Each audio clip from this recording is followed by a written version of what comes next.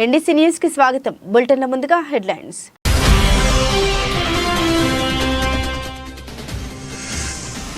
Pak మియాన్వాలీ air base పై ఉగ్రవాదుల దాడి, ముగ్గురిని హతమార్చిన సైన్యం.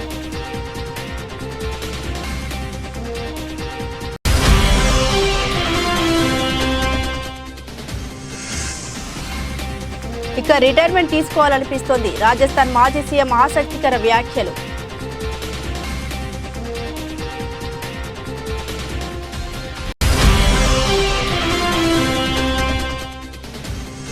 ఏపీ క్యాబినెట్లో తీసుకున్న కీలక నిర్ణయాలు వెల్లడించిన మంత్రి చెల్లుబోయిన. ప్రతి జర్నలిస్టులకు ఇళ్ల స్థలాల పంపిణీ, రాష్ట్రంలో సమగ్ర కులగణనకు క్యాబినెట్ నిర్ణయం.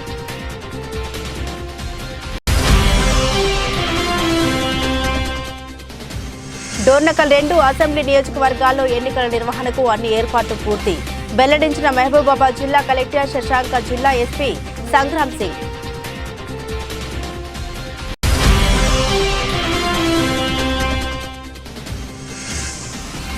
పోలీసు వృత్తి అత్యంత కఠినవంతమైంది. జిల్లా ఎస్పీ రక్షిత కె మూర్తి, ఐపీఎస్.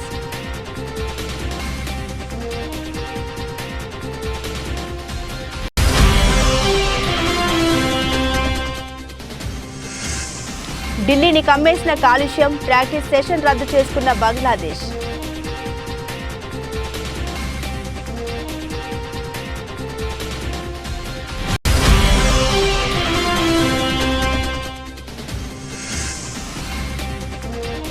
ప్రాణం మల్లాడిపోదా అమ్మడి, హాయ్ నానా నుంచి రొమాంటిక్ సాంగ్.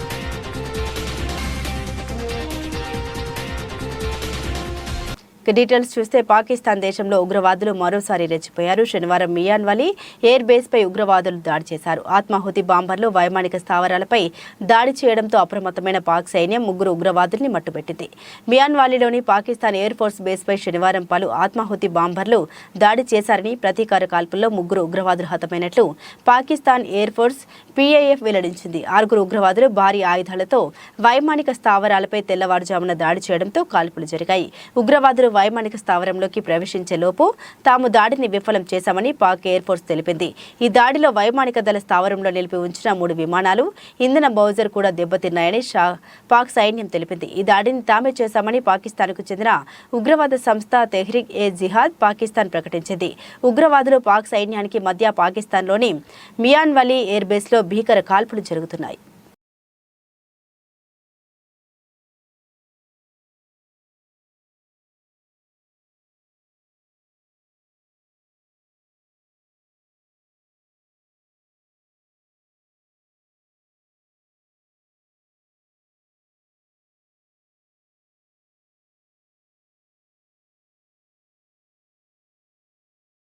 రాజస్థాన్ మాజీ ముఖ్యమంత్రి వసుంధరా రాజే ఆసక్తికర వ్యాఖ్యలు చేశారు. ఇక రాజకీయాల నుండి రిటైర్మెంట్ తీసుకోవాలనిపిస్తోందని వ్యాఖ్యానించారు. ఈ నెల 25వ తేదీన రాజస్థాన్ అసెంబ్లీ ఎన్నికల పోలింగ్ జరగనున్న విషయం తెలిసిందే. మరోసారి అధికారంలోకి రావాలని కాంగ్రెస్ పార్టీ పోరాడుతుంటే ఈసారి ఎలాగైనా అధికారం దక్కించుకోవాలని కమలం పార్టీ దూకుడుగా వ్యవహరిస్తోంది. ఈ నేపథ్యంలో 2 పార్టీలు ప్రచారాన్ని ముమ్మరంగా సాగిస్తున్నాయి. విమర్శలు ప్రతి విమర్శలతో రాష్ట్రంలో ఎన్నికల హీట్ పుట్టిస్తున్నాయి. ఇక వసుంధరా రాజే మరోమారు జలావర్ నియోజకవర్గం నుండి బరిలోకి దిగుతున్న విషయం తెలిసిందే. ఇందులో భాగంగా తన ప్రచారాన్ని ముమ్మరం చేశారు. ఈ క్రమంలో తాజాగా నిర్వహించిన బహిరంగ సభలో పాల్గొన్నారు. ఈ సభలో తన కుమారుడు ఎంపీ దుష్యంత్ సింగ్ ప్రసంగించిన తర్వాత రాజే మాట్లాడుతూ ఇక మీదట తాను రాజకీయాల నుండి రిటైర్మెంట్ తీసుకోవాలని అనిపిస్తుందంటూ వ్యాఖ్యానించారు. నా కుమారుడు ప్రసంగం విన్న తర్వాత నేను ఇక రాజకీయాల నుండి రిటైర్మెంట్ తీసుకోవాలని అనిపిస్తోంది. దుష్యంత్ పట్ల ప్రజలు ఎంతో ప్రేమ, ఆప్యాయతలు చూపిస్తున్నారు. ప్రజలు తనని సరైన మార్గంలోనే నడిపిస్తున్నారు. దుష్యంత్ సింగ్ గురించి నాకు ఇక ఎలాంటి బెంగ అవసరం లేదంటూ వ్యాఖ్యానించారు. రాజస్థాన్లో మొత్తం 200 అసెంబ్లీ స్థానాలు కూడా ఉన్నాయి. నవంబర్ 25న ఎన్నికల పోలింగ్ జరగనుంది. డిసెంబర్ 3న తెలంగాణ, మధ్యప్రదేశ్, ఛత్తీస్గఢ్, మిజోరాం అసెంబ్లీ ఎన్నికల ఓట్లతో పాటు రాజస్థాన్ ఓట్లను కూడా లెక్కించనున్నారు.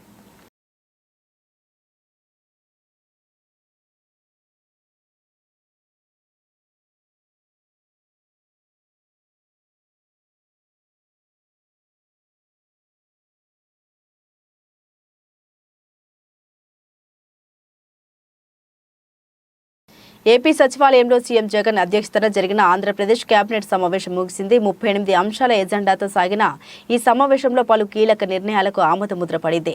ఆ వివరాలను మంత్రి చెల్లుబోయిన వేణుగోపాలకృష్ణ మీడియా సమావేశంలో తెలియజేశారు.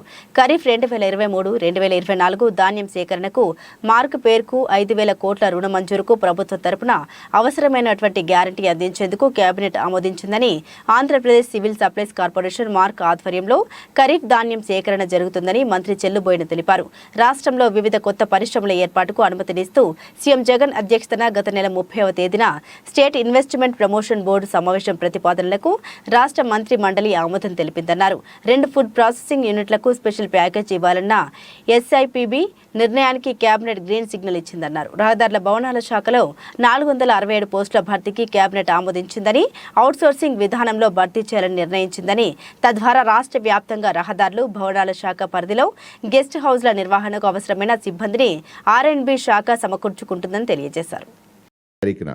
ఒక చారిత్రకమైనటువంటి కార్యక్రమం, భూమి లేని పేదలకు భూ పంపిణీ చేయడానికి, అది ఫ్రెష్ ల్యాండ్ అసైన్మెంటు, భూమి లేని నిరుపేదలకు అసైన్ చేయడానికి, అది లంక భూముల్ని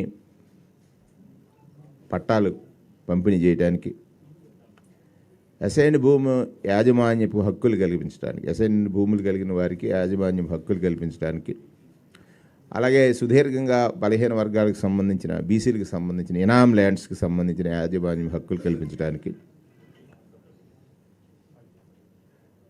ఎస్సీ కార్పొరేషన్లో కొనుగోలు చేసినటువంటి ల్యాండ్స్కి సంబంధించిన వాటి నుంచి ఆ లోన్స్ ఏవైతే ఉన్నాయో వాటిని వేవ్ ఆఫ్ చేయడానికి, ఎస్సీలకు సంబంధించి బరీల్ గ్రౌండ్ స్థలాల పంపిణీ చేయడానికి 15 నవంబర్ తీసుకునేటువంటి ఒక కార్యక్రమంగా, అలాగే 28వ తారీఖున విద్యా దీవెన, నవంబర్ 30వ తారీఖున కళ్యాణమస్తు షాదీ తోఫా. ఇది సంక్షేమానికి సంబంధించినటువంటి క్యాలెండర్. అలాగే మొదటిగా ఖరీఫ్ 2023-24 ధాన్యం సేకరణ కోసం 5,000 కోట్ల రుణ మంజూరుకి ప్రభుత్వం తరపున అవసరమైనటువంటి గ్యారంటీ ఇచ్చేందుకు మంత్రి మండలి సివిల్ సప్లైస్ కార్పొరేషన్ మార్క్ఫెడ్ ఆధ్వర్యంలో ఖరీఫ్లో ధాన్యాన్ని సేకరించే కార్యక్రమానికి మంత్రి మండలి ఆమోదం తెలియజేసింది. రాష్ట్రంలో వివిధ పరిశ్రమల ఏర్పాటుకు అనుమతిస్తూ ముఖ్యమంత్రి జగన్మోహన్ రెడ్డి గారి అధ్యక్షతన జరిగిన గత నెలలో 30వ తేదీన జరిగిన ఇన్వెస్ట్మెంట్. మహబూబాబాద్ జిల్లాలోని మహబూబాబాద్, డోర్నకల్ 2 అసెంబ్లీ నియోజకవర్గాల్లో ఎన్నికల నిర్వహణకు అన్ని ఏర్పాట్లు పూర్తి చేశామని మహబూబాబాద్ జిల్లా కలెక్టర్ కార్యాలయంలోని మీడియా పాయింట్లో నిర్వహించిన మీడియా సమావేశంలో జిల్లా కలెక్టర్ శశాంక, జిల్లా ఎస్పీ సంగ్రామ్ సింగ్ జీ పాటిల్తో కలిసి వెల్లడించారు. 2006 మంది పోలింగ్ సిబ్బందికి మొదటి దఫా శిక్షణ, ఈవీఎంలో మొదటి దశ ర్యాండమైజేషన్ ప్రక్రియ పూర్తయిందని, 80 సంవత్సరాలు దాటిన వృద్ధులకు ఇంటి నుండి ఓటు వేసే పద్ధతిని ఈ సంవత్సరం కొత్తగా ప్రవేశపెట్టారని, 19,000 మంది వృద్ధులు ఈ అవకాశం వినియోగించుకోబోతున్నారని తెలియజేశారు. సివిజిల్ యాప్ అందుబాటులో ఉందని, అందులో వచ్చిన ప్రతి అంశాన్ని ప్రత్యేక పరిశీలన చేసి వేగవంతమైన చర్యలు ఉంటాయని, యువత ఓటింగ్పై ప్రత్యేక దృష్టి పెట్టామని, ఈసారి యువత అత్యధిక ఓటింగ్ జరిగేలా పాల్గొనాలని పిలుపునిచ్చారు. ఎన్నికల ప్రధాన అధికారి ఆదేశాలను తూచా తప్పకుండా అమలు చేస్తున్నట్లు అధికారులను అన్ని విషయాల్లో అప్రమత్తంగా ఉంచామని తెలియజేశారు. మన జిల్లాలో 2 కాన్స్టిట్యుయెన్సీస్కి సంబంధించి 101 డోర్నకల్ అండ్ అట్లాగే 102 మహబూబాబాద్కి సంబంధించి ఆ concerned ROs returning officers form 1లో నోటిఫై చేయడం జరిగింది. దానికి అనుగుణంగానే ఈరోజు నుంచి 11 గంటల నుంచి 3 గంటల వరకు other than the public holidays నామినేషన్స్ని స్వీకరించడం జరుగుతుంది. ఇది 3వ తారీఖు నుంచి 10వ తారీఖు వరకు ఈ ప్రక్రియ కొనసాగుతుంది. 13 నాడు స్క్రూట్నీ కోసం అని చెప్పేసి Police Department, our major role is with regulating law and order and enforcement work. So as of now, from the date of from 9th, there are 213 cases booked in which 3,375 liters of IMFL liquor worth 16,67,000 was seized. Similarly, ID liquor worth 18 lakh was seized. In total, 41 cases related to black jaggery in alum, in which 11,963 quantity of black jaggery, which is Medak జిల్లా Narsapur assembly టికెట్ను Congress నేత వంశీచంద్రెడ్డి 20 కోట్లకు అమ్ముకున్నాడని ఆ party నాయకులు కార్యకర్తలు ఆరోపించారు. శుక్రవారం వారు మీడియాతో మాట్లాడుతూ వంశీచంద్రెడ్డికి నర్సాపూర్కు సంబంధం ఏంటని ప్రశ్నించారు. కల్వకుర్తికి చెందిన వంశీ అక్కడి రాజకీయం చేయకుండా తమ నియోజకవర్గంలో పనేంటని మండిపడ్డారు. నర్సాపూర్ టికెట్ ఆవుల రాజిరెడ్డికి ఇప్పించేందుకు వంశీచంద్రెడ్డి 20 కోట్ల నగదుతో పాటు రంగారెడ్డి జిల్లా మోకిలలో కొత్త భూమిని కూడా రిజిస్ట్రేషన్ చేయించుకున్నారని ఆరోపించారు. ఢిల్లీ పెద్ద నాయకులకు పర్సనల్ సెక్రటరీగా ఉంటూ ఇలాంటి పనులు చేస్తూ పార్టీ పరువుకు భంగం కలిగిస్తున్నాడన్నారు. ఇలాంటి వారి వల్ల పార్టీకి ఎంతో నష్టం జరుగుతుందన్నారు. బీఆర్ఎస్ అభ్యర్థి సునీత లక్ష్మారెడ్డికి రాజిరెడ్డి వంశీచంద్రెడ్డి కోవటులన్నారు. ఇప్పటికైనా పార్టీ అధిష్టానం నర్సాపూర్ టికెట్ విషయంలో పునర్ ఆలోచించాలని కోరారు. బీసీ నేతకు టికెట్ ఇస్తే తామంతా పార్టీ కోసం కష్టపడి పనిచేస్తామన్నారు. ఇక్కడ సీటు గెలిపించి అధిష్టానానికి గిఫ్ట్ ఇస్తామన్నారు. తెలిసిన విషయం ఏంటంటే సుమారు 20 కోట్లు తీసుకొని నర్సాపూర్ టికెట్ను ఆయన మా ఇప్పుడు ఇచ్చిన క్యాండిడేట్కు చేస్తూ ఉన్నాడు. మోకిల రంగారెడ్డి జిల్లా మోకిలలో సుమారు 5 ఎకరాల భూమి కూడా ఆయనకు సంబంధించిన వాళ్ళ పేర్ల మీద రిజిస్ట్రేషన్ చేసుకొని నర్సాపూర్ టికెట్ను ఇవాళ రాష్ట్ర అధ్యక్షుడు కావచ్చు, ఠాగరే గారు కావచ్చు, మన బట్టి విక్రమార్క కావచ్చు, మన ఉత్తమ్ కుమార్ రెడ్డి గారు చాలామందిని మేము గెలవడం జరిగింది. అది యాక్చువల్లీ ప్రతి లిస్టులో గాలి అనిల్ కుమార్ పేరే ఉండే, కానీ అది అర్ధగంట చేపట్లో జరిగింది. అది ఎందుకనేది మేము మా నాయకులతో చర్చించినప్పుడు అది మాకు తెలిసింది. ఆల్రెడీ రిపోర్ట్ కూడా పోయింది. వాస్తవంగా ఈ 8 రోజుల్లో ఈ నాయకుడు ఏం చేస్తుడు అనేది గాంధీ భవన్లో ఉంది, ఏఐసీ దగ్గర ఉంది. ఆ రిపోర్ట్ మీద మళ్ళీ ఇలా చర్చ జరుగుతుంది. అక్కడ కేసీ వేణుగోపాల్ సార్ దగ్గర కూడా ఈ నాయకులు కూడా ఉన్న వాస్తవం చెప్పడం జరిగింది.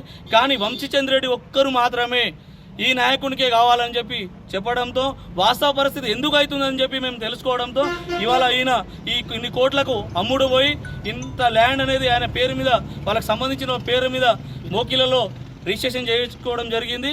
కాబట్టి ఈ కోవర్ట్ను ఫస్ట్ టీఆర్ఎస్ కోవర్ట్ను పక్కకు దోవించి కాంగ్రెస్ పార్టీ బతకాలన్నా Congress party Narsapur seat Congress party రాష్ట్ర అధికార నాయక పోలీస్ వృత్తి అత్యంత కఠినమైందని చలి ఎండ వానలను లెక్క చేయకుండా అన్ని రకాల వాతావరణ పరిస్థితుల్లో రాత్రనక పగలనక విధులు నిర్వహించవలసి ఉంటుంది. కావున పోలీస్ సిబ్బంది అధికారులు ఆరోగ్యంగా ఉండేందుకు తగు జాగ్రత్తలు తీసుకోవాలని జిల్లా ఎస్పీ రక్షిత కె మూర్తి ఐపీఎస్ అన్నారు. పోలీస్ సిబ్బంది సంక్షేమం కోసం జిల్లా సిబ్బంది కొరకు వచ్చిన ఉలన్ జాకెట్స్, చలి మరియు రెయిన్ కోట్స్లను ఈరోజు జిల్లా పోలీస్ కార్యాలయంలో జిల్లా ఎస్పీ సిబ్బందికి అందజేశారు. ఈ సందర్భంగా ఎస్పీ మాట్లాడుతూ క్షేత్రస్థాయిలో పనిచేసే సిబ్బంది సంక్షేమానికి అత్యంత ప్రాధాన్యత ఇవ్వడం జరుగుతుందని పేర్కొన్నారు. జిల్లా పోలీస్ సిబ్బంది ప్రతి ఒక్కరూ వ్యక్తిగతంగా వారి ఆరోగ్యం, వారి కుటుంబ సభ్యుల ఆరోగ్యం పట్ల శ్రద్ధ వహించాలని తెలియజేశారు. పోలీస్ శాఖ గుర్తులతో కూడిన చలి మరియు రెయిన్ కోట్ ఇతర వస్తువులను జాగ్రత్త చేసుకోవడం, పోలీస్ సిబ్బంది మాత్రమే వినియోగించుకోవడం గుర్తుంచుకోవాల్సిన అంశమని ఎస్పీ గారు తెలియజేశారు. ఈ కార్యక్రమంలో ఆర్ఐ అప్పల్ నాయుడు గారు, స్టోర్ ఇన్ఛార్జ్ సుదర్శన్ గారు పాల్గొన్నారు.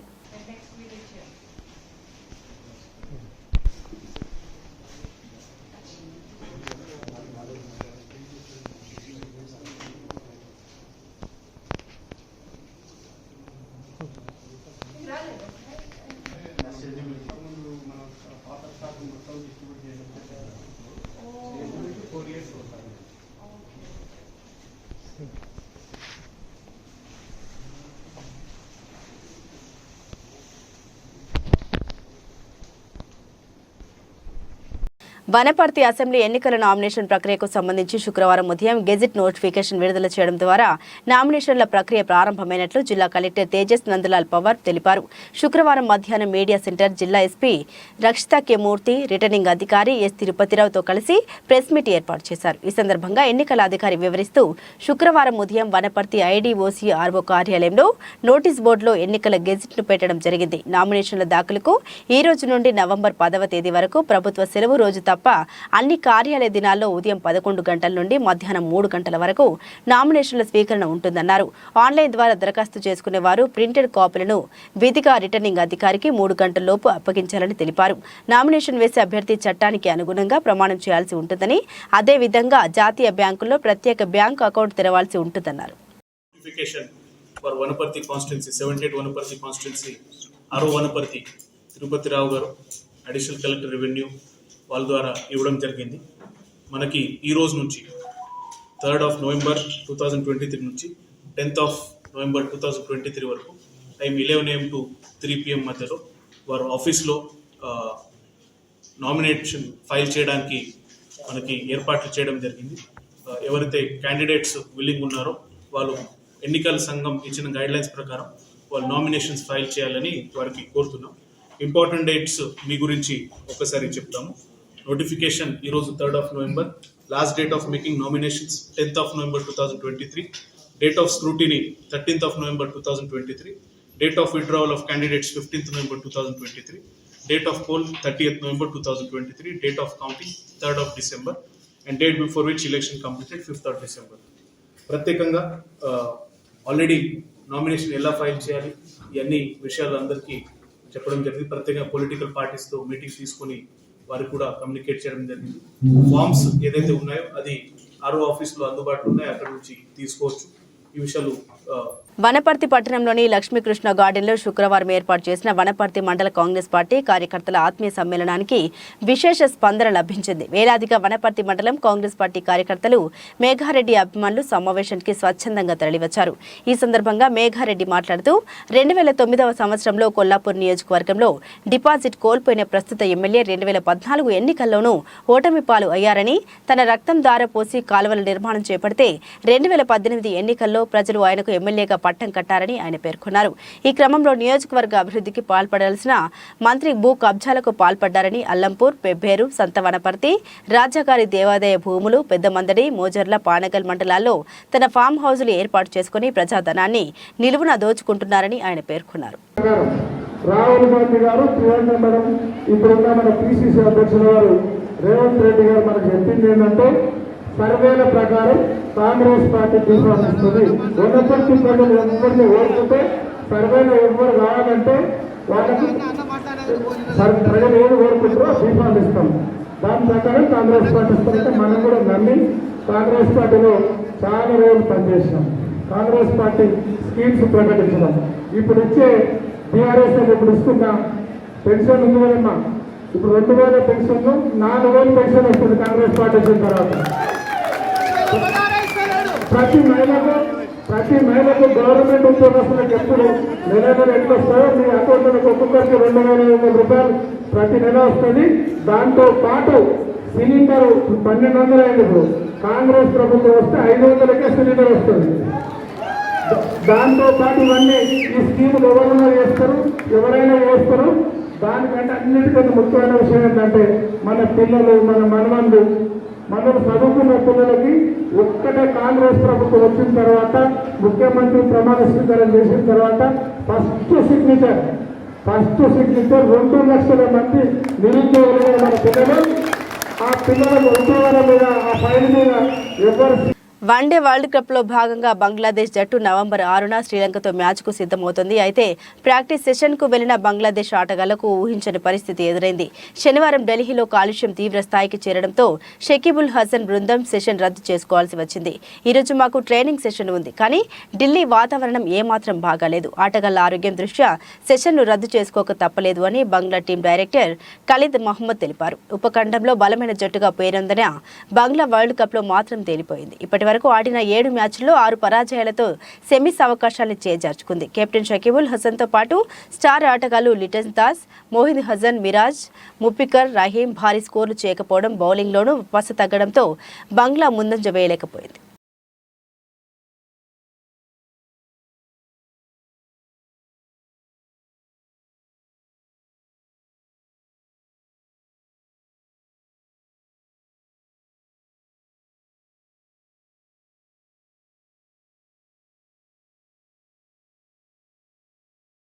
టాలీవుడ్ న్యాచురల్ స్టార్ నాని నటిస్తున్న తాజా చిత్రం హాయ్ నాన్న. నాని 35లో తెరకెక్కుతున్న ఈ సినిమాతో షార్వి దర్శకుడిగా పరిచయం అవుతున్నాడు. టాలీవుడ్ భామ సీతారామం ఫేమ్ మృణాల్ ఠాకూర్ ఈ హీరోయిన్ గా నటిస్తుంది. ఇప్పటికే ఈ సినిమా నుండి గ్లిమ్స్ తో పాటు ఫస్ట్ సింగిల్, సెకండ్ సింగిల్ ను లాంచ్ చేయగా ప్రేక్షకుల నుండి విపరీతమైన స్పందన వచ్చింది. ఇదిలా ఉంటే తాజాగా ఈ మూవీ నుండి మేకర్స్ థర్డ్ సింగిల్ వదిలారు. ఈ సాంగ్ నాకు చాలా ప్రత్యేకమైంది. నా హస్బెండ్ కి ఈ పాట అంకితం ఇస్తున్నా. ఇది మా థర్డ్ వెడ్డింగ్ యానివర్సరీ అంటూ బ్యాక్గ్రౌండ్ వాయిస్ తో సాంగ్ మొదలవుతుంది. ప్రాణం అల్లాడిపోదా అమ్మడి అందం కట్టేసుకుంటే అమ్మడి ఇంకా కలలోనే ఉన్న అమ్మడి అంటూ ఈ పాట సాగింది. కృష్ణకాంత్ రాసిన ఈ గీతాన్ని కాలభైరవ, శక్తిశ్రీ గోపాలన్ ఆలపించారు. హేషం అబ్దుల్ వహాబ్ సంగీతం అందించాడు. ఇక ఈ సాంగ్ లో నాని మృణాల పెళ్లి అయినట్లు కనిపిస్తోంది. చూస్తుంటే ఈ జోడీ మధ్య అద్భుతమైన కెమిస్ట్రీ వర్కౌట్ అయినట్లు కనిపిస్తోంది. ఈ సినిమాలో తండ్రి కూతుర్ల సెంటిమెంట్ మాత్రమే కాకుండా అంతమైన ప్రేమ జంట మధ్య కొన్ని రొమాంటిక్ సన్నివేశాలు కూడా హైలైట్ కాబోతున్నాయని తెలుస్తోంది. నాని సరసన మృణాల్ ఠాకూర్ నటిస్తున్న సంగతి తెలిసిందే. ఇక వీరి కలయికలో వస్తున్న తొలి సినిమా కావడంతో కాంబినేషన్ పరంగా కూడా సినిమాపై అంచనాలు పెరిగాయి.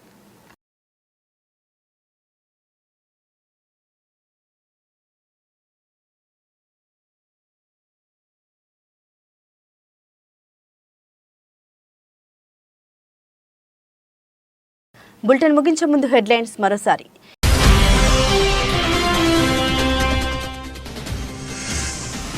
పాక్ మియాన్వాలీ ఎయిర్ బేస్ పై ఉగ్రవాదుల దాడి, 3 హతమార్చిన సైన్యం.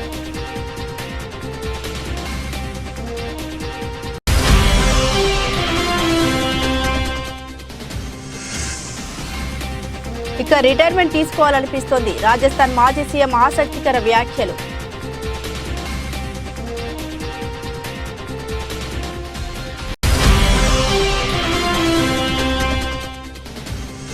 ఏపీ కేబినెట్ లో తీసుకున్న కీలక నిర్ణయాలు వెల్లడించిన మంత్రి చెల్లుబోయిన. ప్రతి జర్నలిస్టులకు ఇళ్ల స్థలాల పంపిణీ, రాష్ట్రంలో సమగ్ర కులగణనకు కేబినెట్ నిర్ణయం.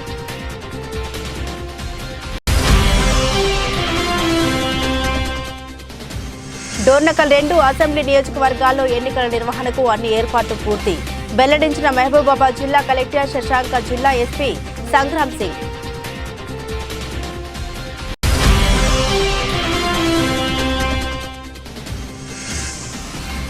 పోలీస్ వృత్తి అత్యంత కఠినవంతమైంది. జిల్లా ఎస్పీ రక్షిత కె మూర్తి, ఐపీఎస్.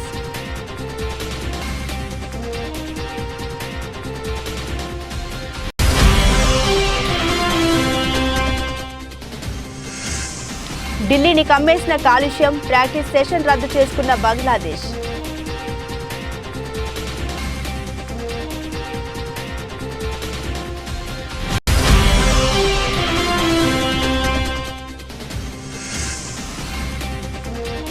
ప్రాణం అల్లాడిపోదా అమ్మడి, హాయ్ నానా నుంచి రొమాంటిక్ సాంగ్.